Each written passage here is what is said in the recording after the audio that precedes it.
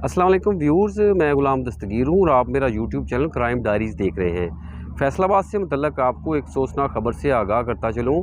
फैसलाबाद में इज्तिमाई ज़्यादती का एक तीसरा वाक़या, एक और वाक़या पेश आ गया है।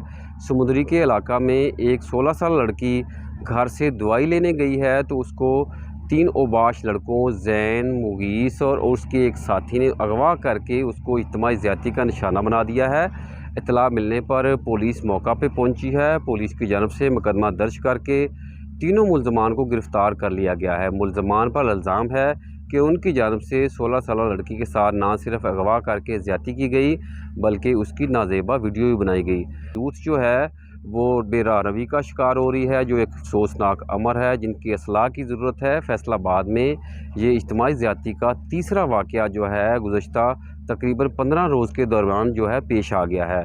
पहला वाक़या फैसलाबाद में तकरीबन 2 हफ़्ते कबल थाना जो है सांदलबार के इलाका में पेश आया, जिसमें एक ख़ातून जो अपने ख़ावंद के साथ जा रही थी उसके साथ ना सिर्फ डकैती की गई, उसके बाद उसको ज़्यादती का निशाना बनाया गया।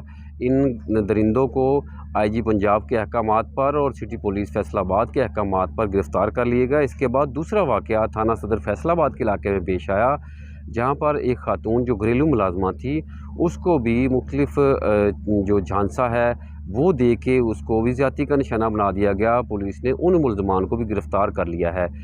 तीनों वाक़यात के मुल्ज़मान को पुलिस ने गिरफ़्तार कर लिया है। पुलिस का कहना है कि इन मुल्ज़मान को इंसाफ़ के कटहरे में लाया जाएगा और सख्त से सख्त सज़ा दिलवाई जाएगी।